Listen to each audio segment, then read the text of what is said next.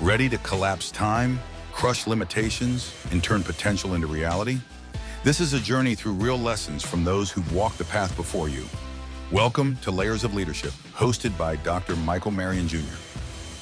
Welcome to Layers of Leadership podcast. My name is Dr. Michael Marion, and I'm honored to be here with a dear friend of mine, Mr. Jim Tabuchi, better known as a serial social entrepreneur or Swiss Army knife, retired from his corporate job at Hewlett-Packard at 42 years old, currently the program director for Next Gen Empowerment U program, which I definitely want to hear more about, program advisor, and in the Hall of Fame for the Marion Music Academy, which is freaking incredible.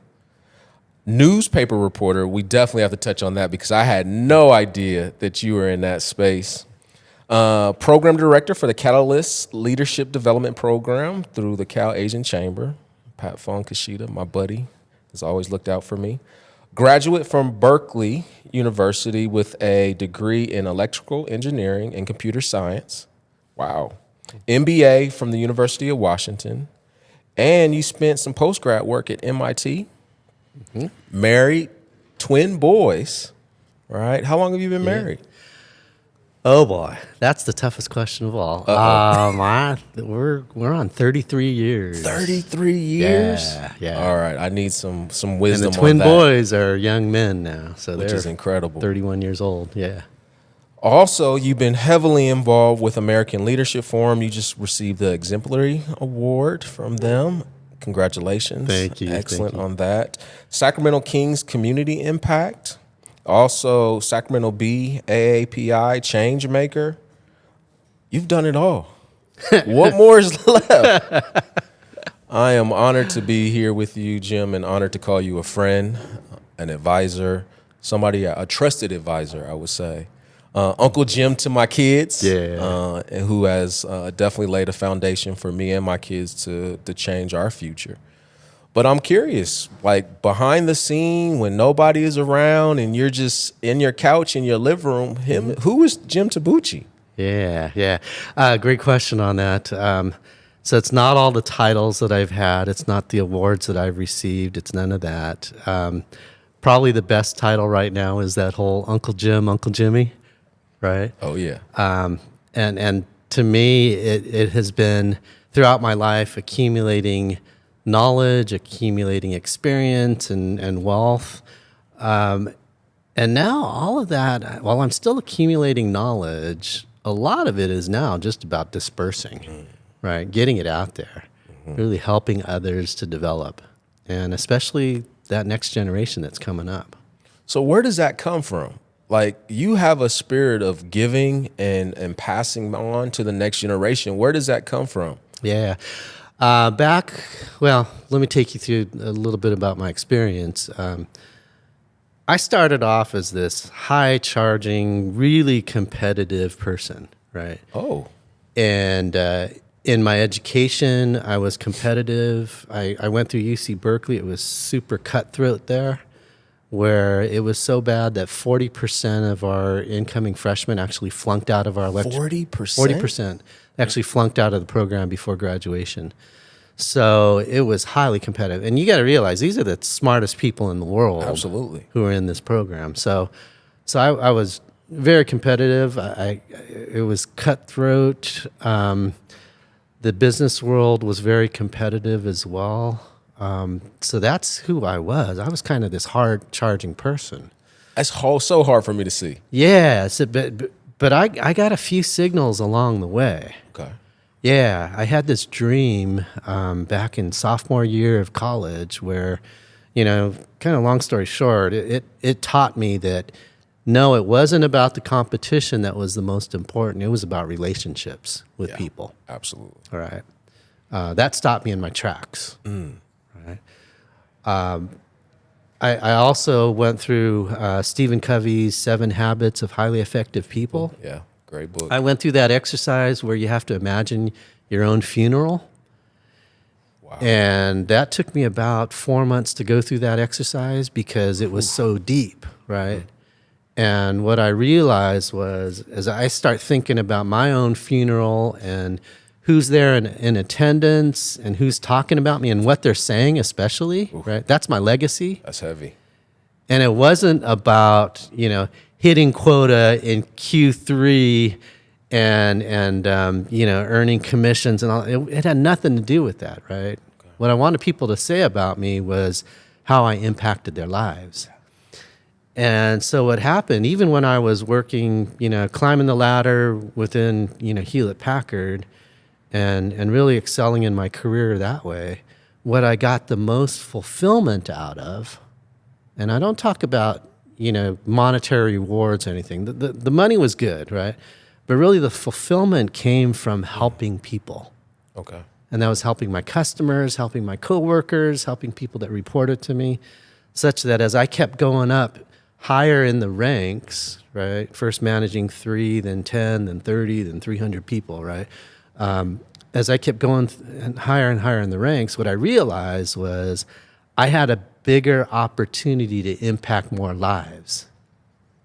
And that's what drove me to leadership. Okay. It wasn't about the money. It wasn't about the control, nothing like that, right? So now, as I retired from that, right, at age 42. Which is incredible, and we have to get into that. We'll get into that in a minute. Yeah.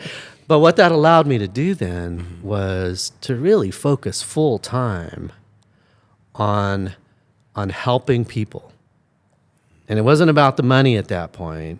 It was really about kind of the return on effort rather than return on investment. Okay. So how could I help the most people to, really better themselves in a lot of different ways? Wow. That is huge, Jim. And the fact that you've been able to do that ever since you graduated and then retire from Hewlett-Packard. That means that investment, and I just think about the time that we've spent together and that you've helped educate me on things on saving and retirement. And I think how that's going to trickle down to my boys. Yeah. And it's just so powerful. I remember the letter that you wrote to my boys and helping them understand the importance of saving and being entrepreneurs at a young age. And to this day, they have that letter pinned up in their bedroom still. Uncle Jim. And I just want to publicly say thank you for that, because I wasn't taught a lot of those things when it comes to financial literacy. And I know that's a space that you've been spending a lot of time in over the years. Tell me a little bit of how you got involved with that. Yeah, I'd be glad to. First of all, I've got like chills on my arms right now. It's not because it's cold Just in here. hearing that. Not because it's cold, no. That's fulfillment for me. Hearing those words from you.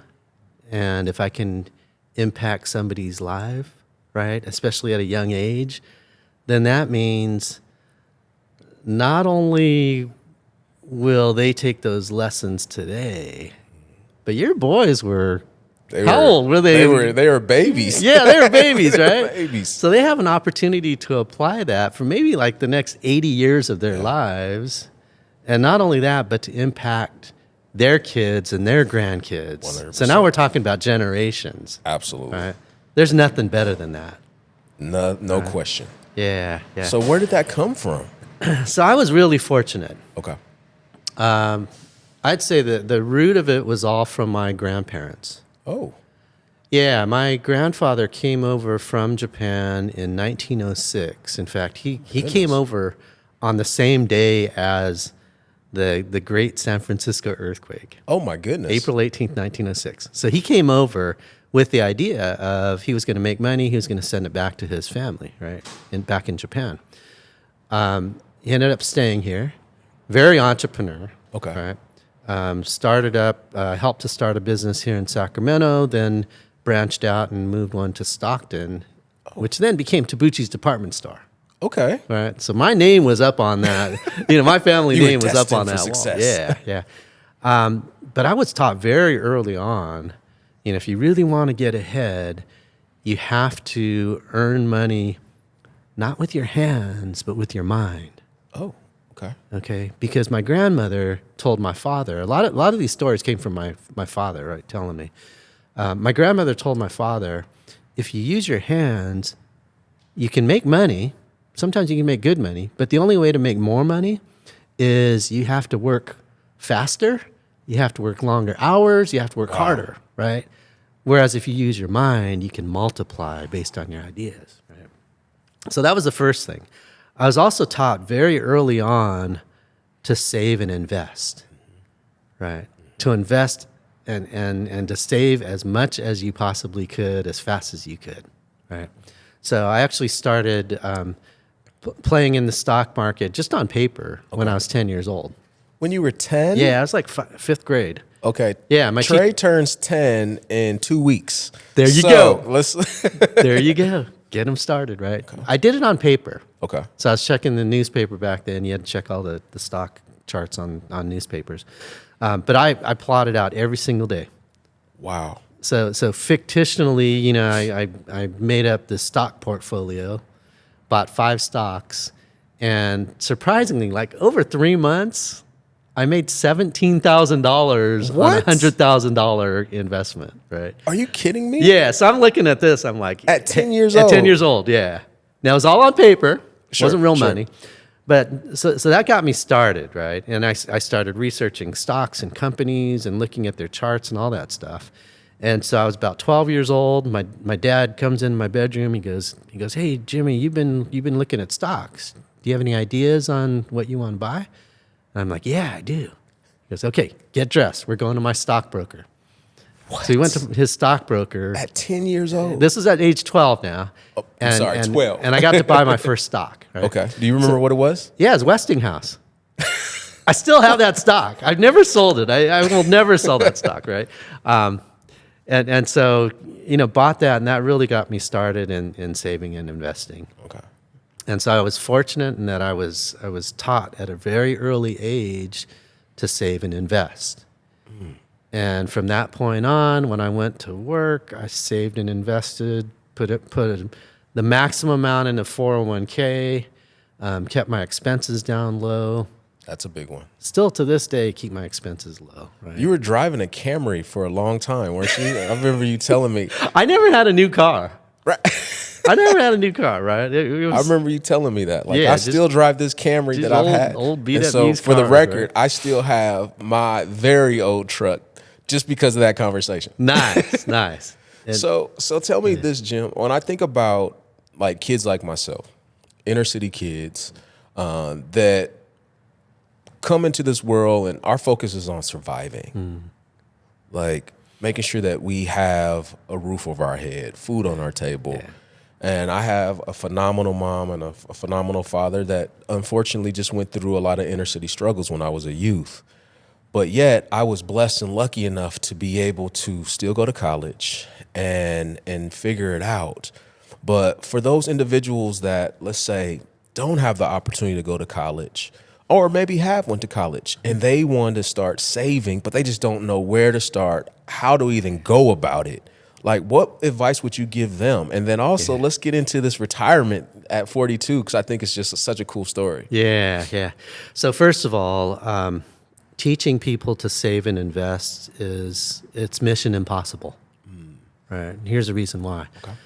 Okay. The commercial world, the advertising, the marketing, and all of that, there's a statistic that says by the time a kid is 18 years old, they will have seen 400,000 advertisements in their life. 400,000? Yes, and those ads are all saying, buy now, buy one, get one, you only live once, right? One click on Amazon, right? One click you can buy and you're going to have it on your doorstep the next day, right? Yeah.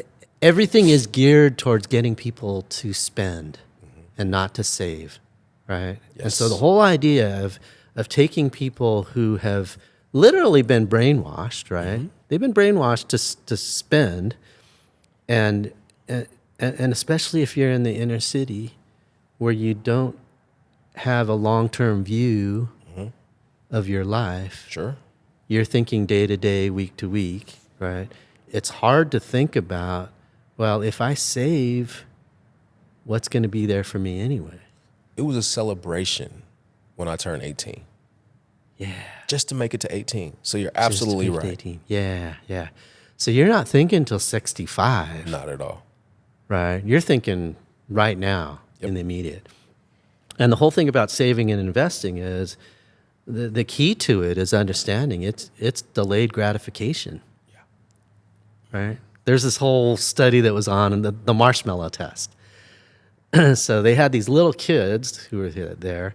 They gave them one marshmallow on a plate and said, you can eat this now, or you can wait, and 15 minutes later, I'll come back in and I'll give you a second marshmallow if you haven't eaten your first one. Okay.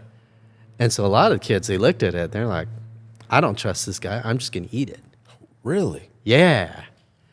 But what they realized was those who delayed gratification for that return, they could be more successful in their lives. Wow. And they did this whole tracking, and that's what they came up with. Yeah, it's about delayed gratification. But now, look inside the inner city. Mm-hmm. It's not about delayed gratification. Not at all. It's about you have to get what you have right now. Yes. Right? Just to survive, because you don't know what's going to happen next week, next month. No question. Yeah. So you tell me. Right. How do you overcome that? Wow. It's such a big question, which is why I asked you. Yeah. And so for me is you have to learn this stuff at an early age. Right. And it's funny that we talked about my boys and entrepreneurship, right? Mm-hmm. Because I collected cans and bottles as a kid. Mm. I cut grass as a kid. Yeah.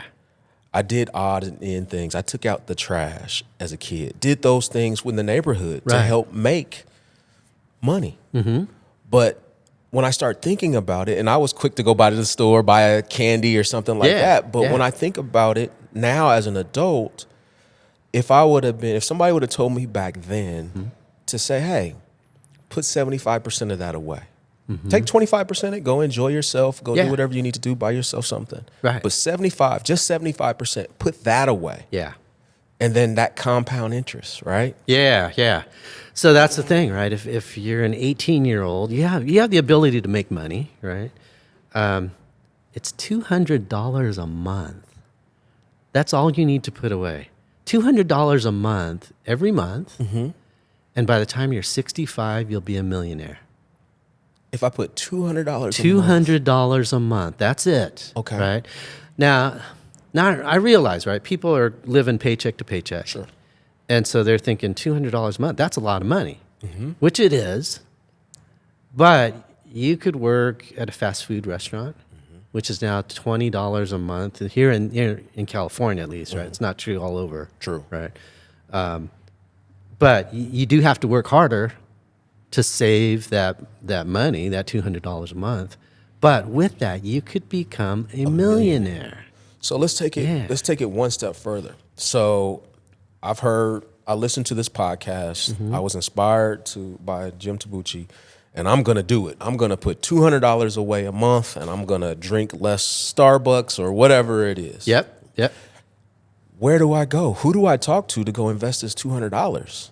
So I don't even know who to talk to. Yeah. So it's pretty simple these days. Okay. Right. There are online brokerages. Okay. Things like Robinhood, right? Not sponsored by Robinhood, but I'll just plug that right now. Robinhood, you can open up an account on your phone. Okay. You can do the deposit on your phone. Never have to go into an office or anything like that. And you can invest that money. Okay. Simple investment, right? I don't say, invest in Tesla, Nvidia, or anything like that, right? Just do it in a vanilla S&P 500 fund. Okay. That's it. And just let it ride. Wow. Good times and bad. Just put in S&P 500, let it ride. Okay. Yeah. And with that, over time, that will continue to grow and compound. And it's important to do that early on. Okay.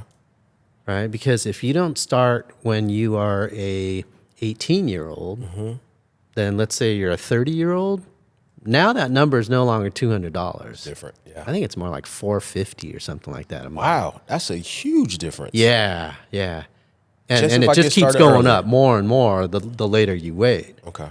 And so I start talking about these things, and somebody might be 50 years old. They're like, "Where were you 30 years ago?"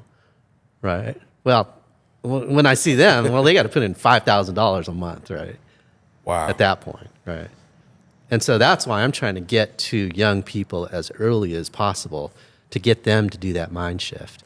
And it's incredibly difficult, though.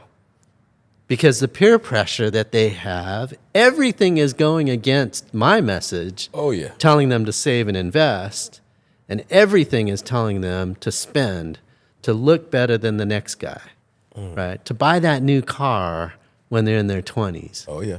Right? To get the nicest watch, the nicest, Air Jordans, right? Here's another thing that I talk about. Those Nike shoes, right?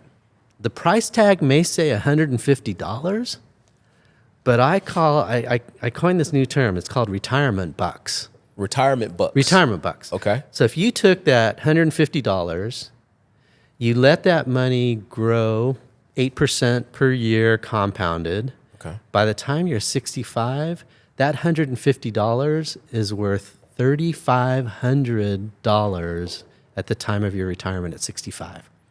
So I call those Really? retirement bucks. 3,500 retirement bucks. So you're not spending $150 for those Nike spending shoes that anymore. $3,500. You're spending 3,500 retirement bucks. Which is a total different way to think about it. Exactly. If you can look into the future of what you're purchasing now, Yeah. that would change the game. Yeah. Exactly. Absolutely change the game. Yeah. Yeah. Wow. So that's the key, right? It's this whole mind shift change. But again, it's mission impossible Wow. because the entire commercial world is really, trying to get everybody to spend. Yeah. Changing gears a little bit.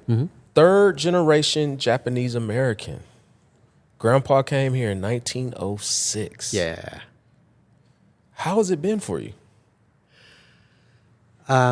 Big question. Big question. Yeah. I feel like I've been privileged Tell me more. because my family had such deep-rooted values. Hard work, saving, investing, being honest, really doing things in honor of your family, right? And so I've been given those values really, really embedded in me, right? To work hard, go the extra mile, right? But my family's been through a lot. Oh, yeah. Been through a ton, right? Just a few blocks from here, my grandfather helped to start this store. A couple blocks from here, right? It's amazing, right? That's incredible. Then moved to Stockton and really worked hard. And they worked 364 days a year. The only day that they took off was New Year's because that was my grandmother's birthday.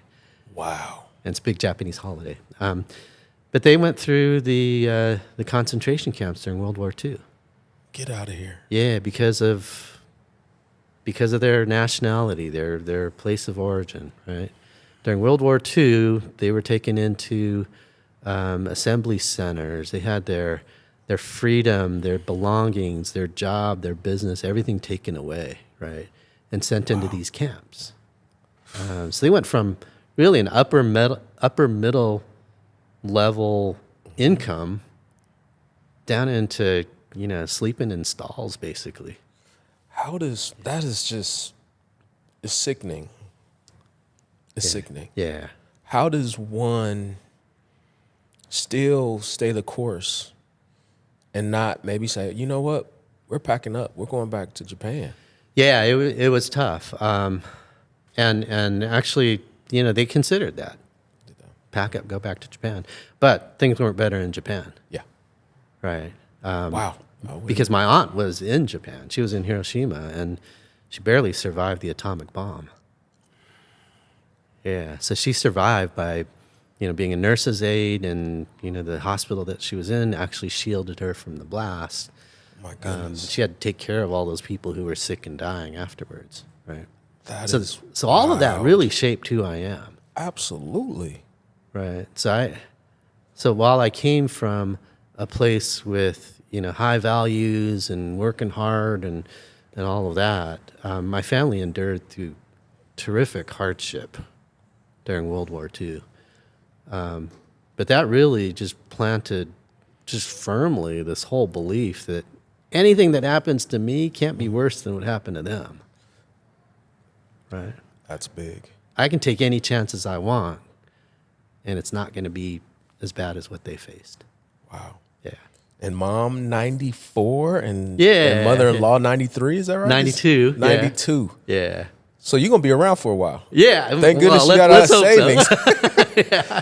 That's amazing. Yeah. So going in another direction, Jim, you have been heavily involved in the community, like heavily.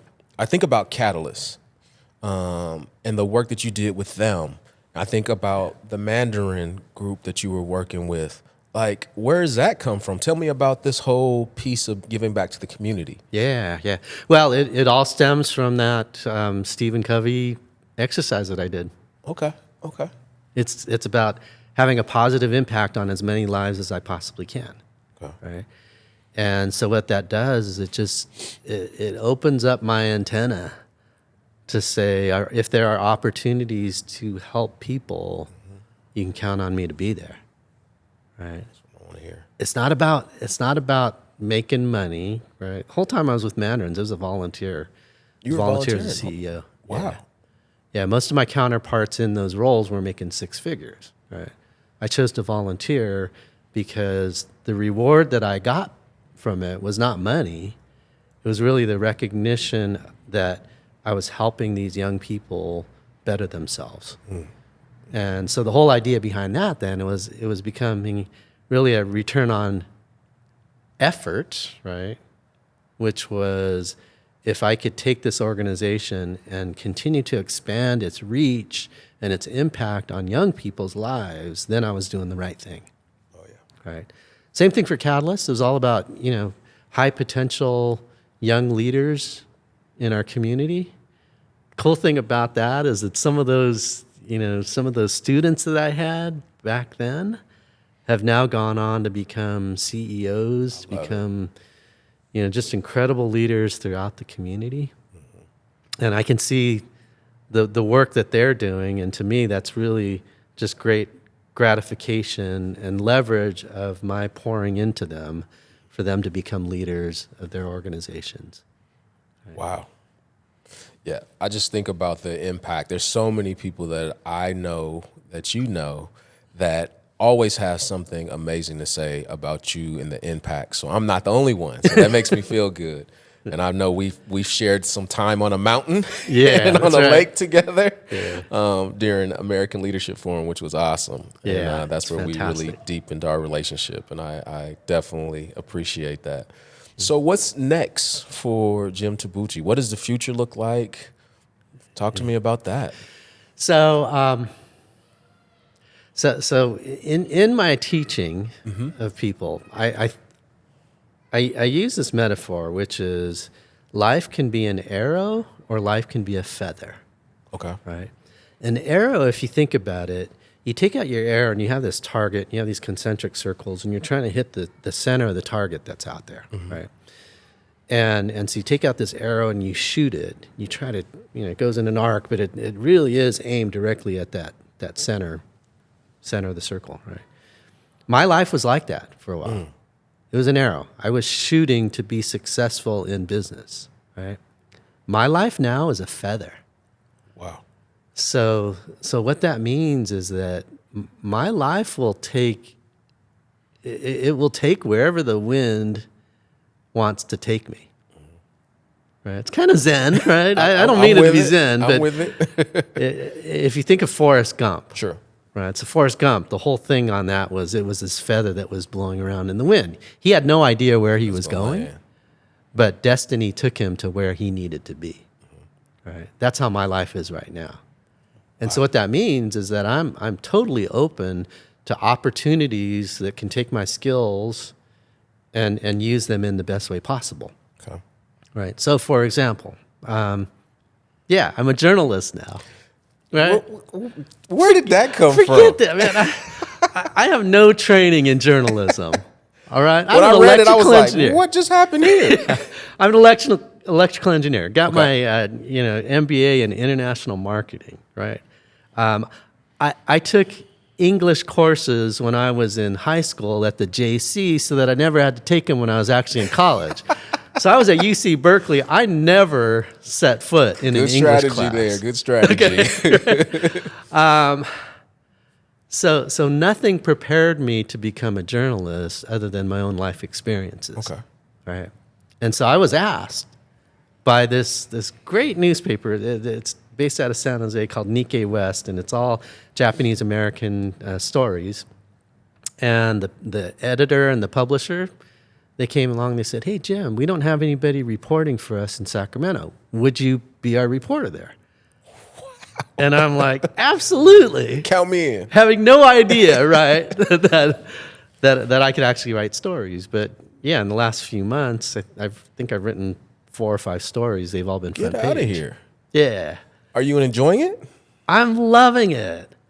Because the whole thing is I get to learn something new. Yes. And the coolest thing about it, and I never realized this about journalism, is I get to learn something fast. And then I get to teach the world about it just as fast.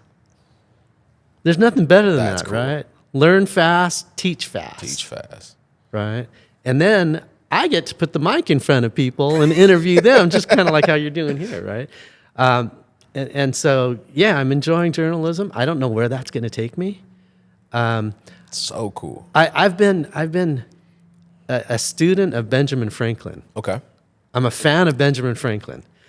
Not necessarily for his morals or things like that, but more because of what he accomplished and how he accomplished things. And it's the how that nobody talks about, right? They talk about him being an inventor. Yes. He was a writer. He was a publisher. He was a statesman. All of these things, right? But it was how he did it, and how he worked with others, and how he published, and how he learned and he wrote, right? And so that kind of factors in. When they asked me to be a reporter, yeah, I'll do it, right? I wish I would have been like a fly on the wall to hear that whole conversation. Yeah. And like you said, having the flexibility and ability to say, yeah, I'll give it a try. I'll do it. It's that feather in the wind. Yeah. That's So yeah, symbolic. when you ask me about what my plans are in the future, I really don't know. Okay. And that's by design. It's Because by I'm that design. feather in the wind, right? I don't know where that wind is going to take me next. And you're okay with that? I'm totally okay with it. Wow. Yeah. I want to be there one day. You could be there right now. I don't know about right now. No, not yet. I'm getting there. Yeah. I'm getting there. Yeah. You know, once again, Jim, and you and I have talked about this and just the impact that you've had, not only on me, but my family. And just being able to continue to do this for others has to be like this amazing joy that you get inside. To see people to not only understand their finances, but also understand how this affects not only them, but generations. And that's so cool. Yeah. So yeah, I have this thing called the $1 Trillion Challenge, right? And it's going slow, by the way, right? But let me just tell you about the $1 Trillion Challenge. What that means is I hope to impact 1 million lives to save $1 million in their lives. There we go.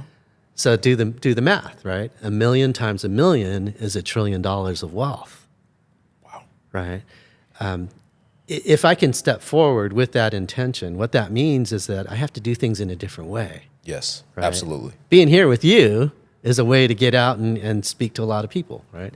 I was actually meeting with Chase Bank, and Chase Bank, they had all of their community leaders from within California, and I was able to teach them about how to teach wealth building. And so you have the multiplier effect, right? Yeah, Them absolutely. teaching for the next 20 years of their lives, 1,000 people each and all that, right? You get to 20,000 people. So now you start doing the math, right? And that's the hope, is this $1 Trillion Challenge will be able to get out and really impact the lives of a lot of people to create that generational wealth and all the benefits that come from that.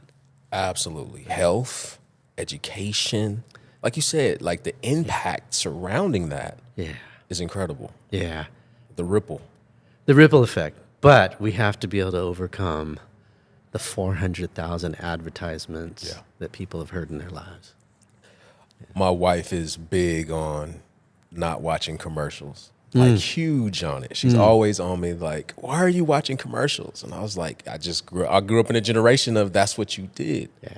But to your point, I think I need to stop watching commercials. Yeah, that's right. How about I just stop watching TV in general? Yeah, hit that So, skip button. There we go. Right? So as we close out, one, how can you be reached? What's the best way to contact you? And then parting words of advice for any of our viewers. Yeah.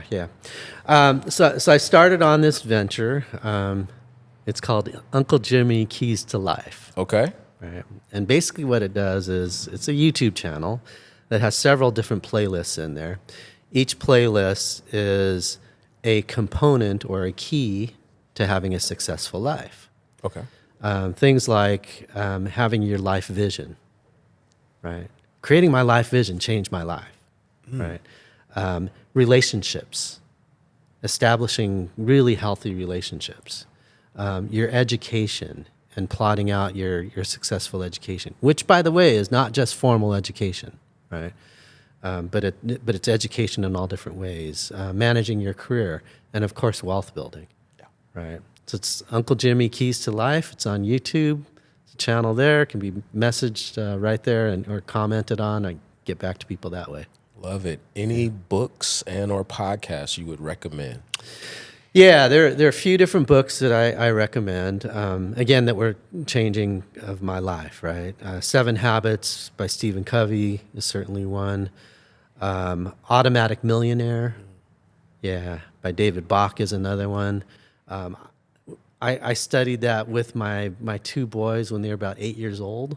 Perfect On time. a trip to Japan with us, and we read, paragraphs and chapters along the way. That really changed how they saw their saving and investing. Wow. Right. So those are a couple of really good books. Yeah. All right. Well, thank you so much for coming and being a guest on Layers of Leadership. Look Thank forward you. to all the 30 things you're going to do in the future. Oh my gosh, I've loved this conversation. We can go on and on. Yeah, we.